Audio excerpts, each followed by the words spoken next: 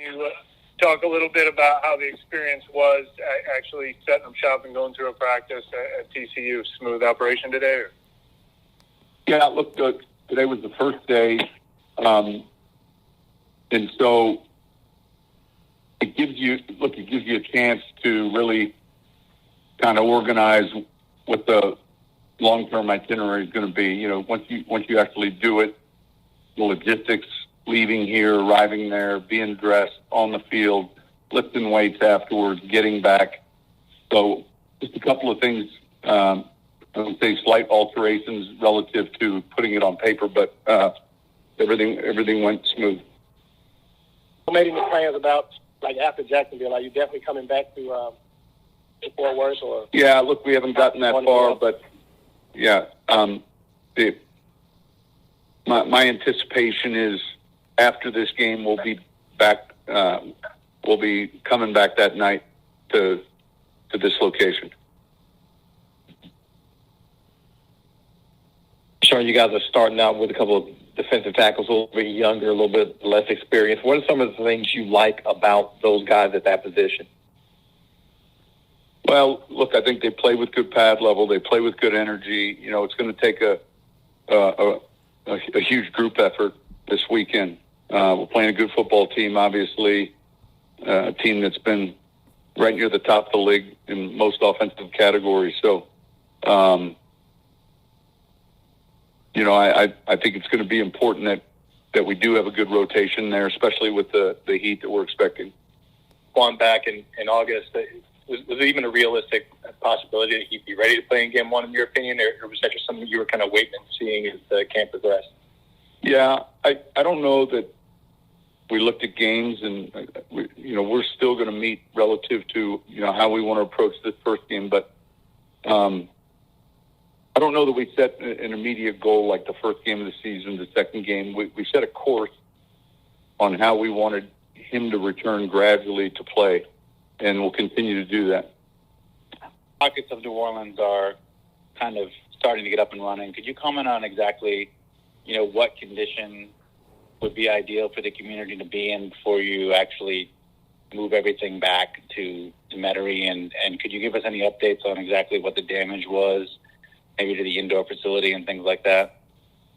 Well, let me answer the last question first. I think the indoor facility and the facility overall came out pretty good.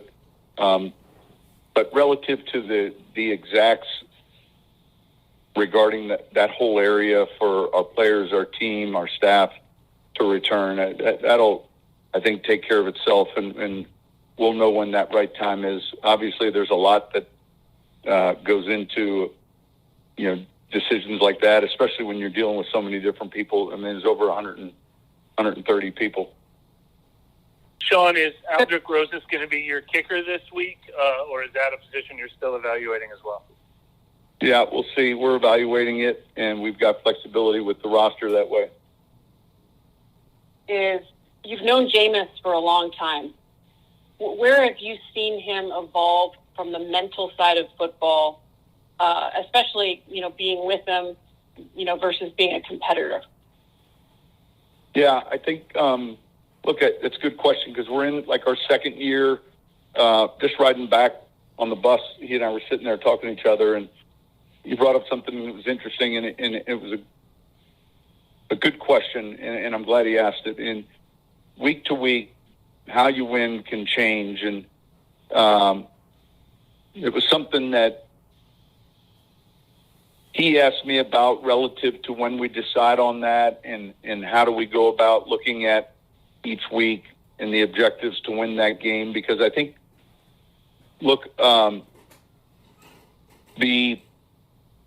the maturity level and the presence of a quarterback to just win and win and win, ultimately that's how they'll be measured. And, I know I've seen growth in someone who's extremely vested in this process and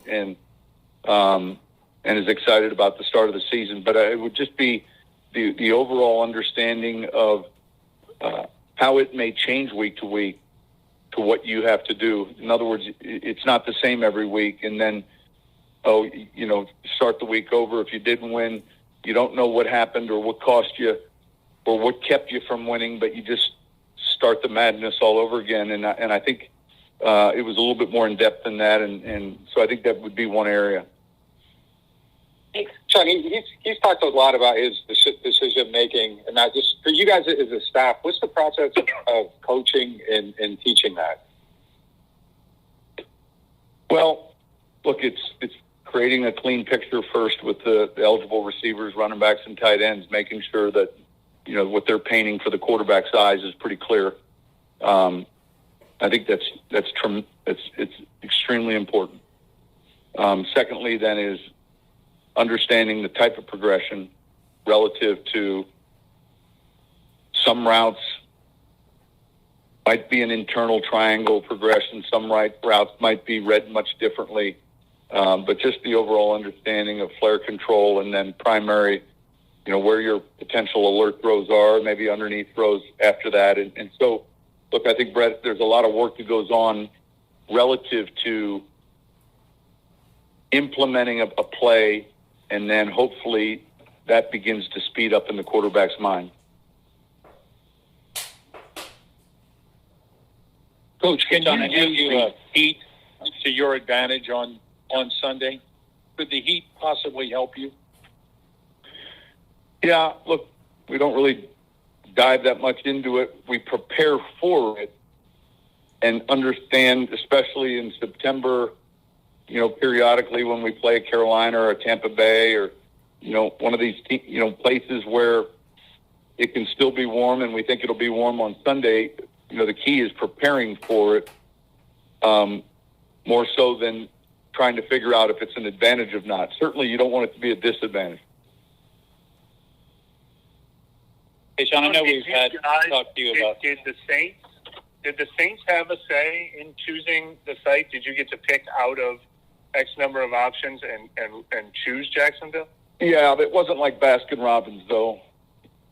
Like, there were a handful of stadium venues that became realistic, and we kind of approached it that way.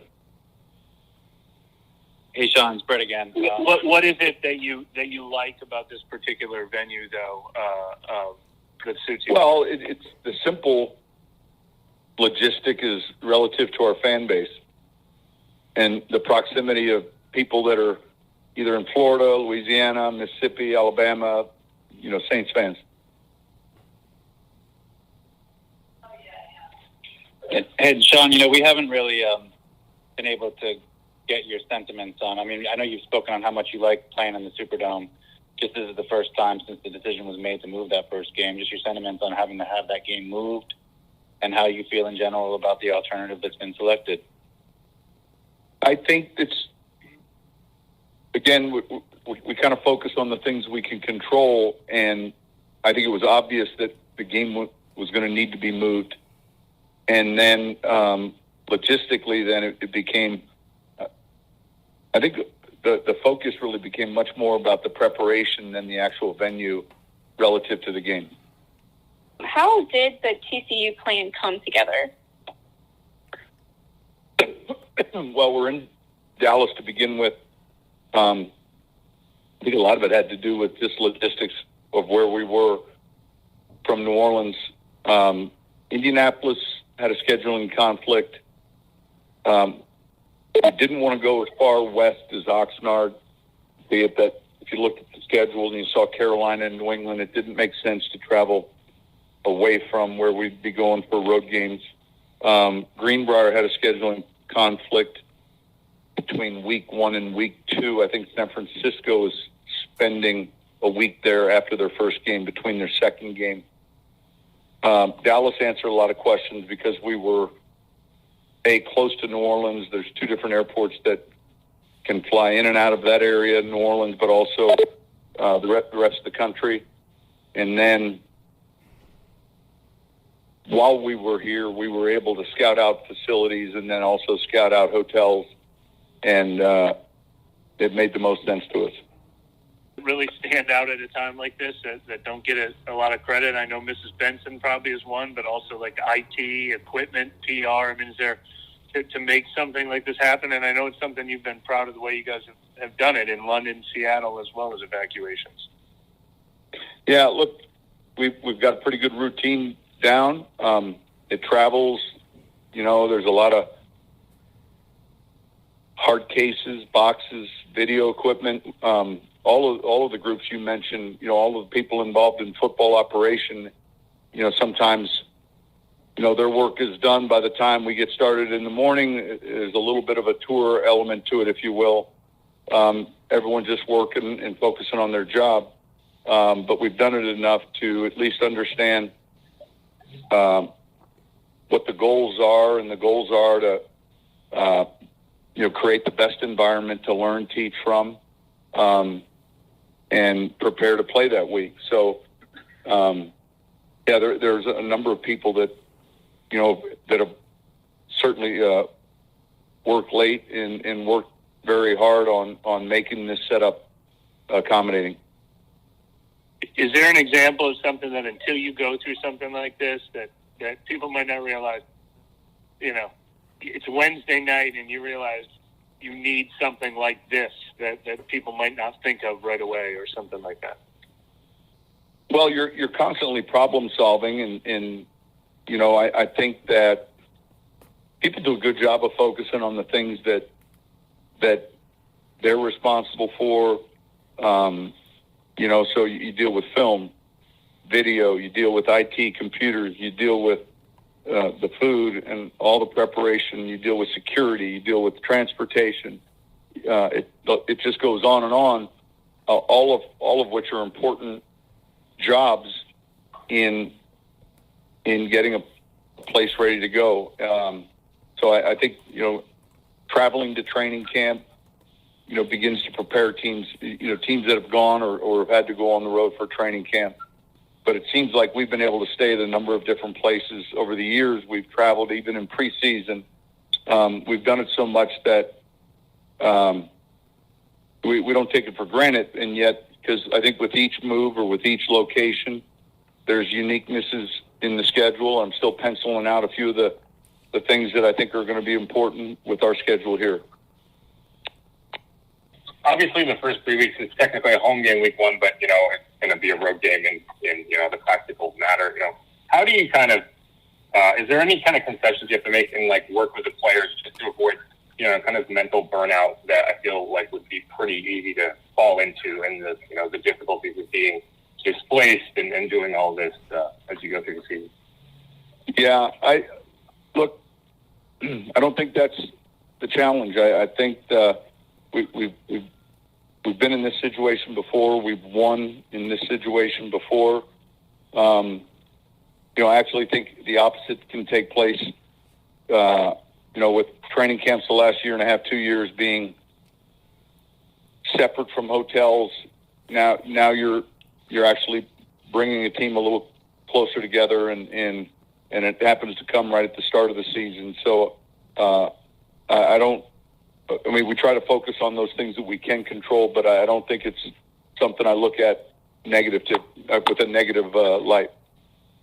Hey, Sean, knowing that the Saints are, such a beacon of hope for everybody in our area, is that something you'll use to address with the team about who and what they're playing for, or is it something you'll compartmentalize and try to separate football and what's happening in Southeast Louisiana? Yeah, look, I don't think anyone who's been a part of this team or been a part of this organization would ever doubt for a second or be able to separate the importance of this team and to our community. It's kind of interwoven, and those players that have been here longer can appreciate that more. There's some players that haven't been here very long at all that wouldn't have that same background. But I think that's something that players are proud and recognize the unique fan base and the region they get a chance to play for. Sean, I don't think we've ever asked you about Michael Parents and his new roles. Can you just talk about how you've seen him grow through the organization and the job he's doing in that new role? Yep, he's filling in for where Terry was, and he's head of pro personnel. He's an extremely hard worker. He's doing a good job. You know, it's a busy time of the year for him with rosters, practice squads, vet practice squads, younger player back practice squads. But he's been doing a fantastic job, and I know watching a lot of tape. You know, I rely on him heavily when it comes to some of these decisions or guys that we want to work out. And, you know, I think he's handling it well. Sean, I was wondering your thought process of deciding to keep 4 quarterbacks. Do you look at it as keeping 4 quarterbacks, or does Taysom's flexibility in other roles kind of change your viewpoint on that? Well, I think to your latter statement, because of Taysom and his role and his flexibility, if you will, you know, we look at it obviously a little differently, but he's got so much versatility that it's hard to win game day saying, you know, he's going to do these things and then also be the backup quarterback. I just think that's difficult relative to his week of preparation. And so we like the room. We like the guys that we have in the room. Obviously, we've got experience. We've got some, you know, youth, if you will, with Ian. And, yeah, that was easy this year. Hey, Sean, can I ask a follow-up on that real quick? Taysom talked quite a bit this offseason about being lean and dropping weight to just focus on quarterback. Does that affect how he could potentially be used, or does that really not play a factor into it? Yeah, look, we'll be smart each week relative to what we want to do and how we want to utilize him. We feel like he's one of our better football players. Certainly we'll be mindful of where his weight is right now. You know, he's naturally strong, and he's someone who's extremely fast. And so it's a matter of just each week, what are the things that we feel like he can do to help us win?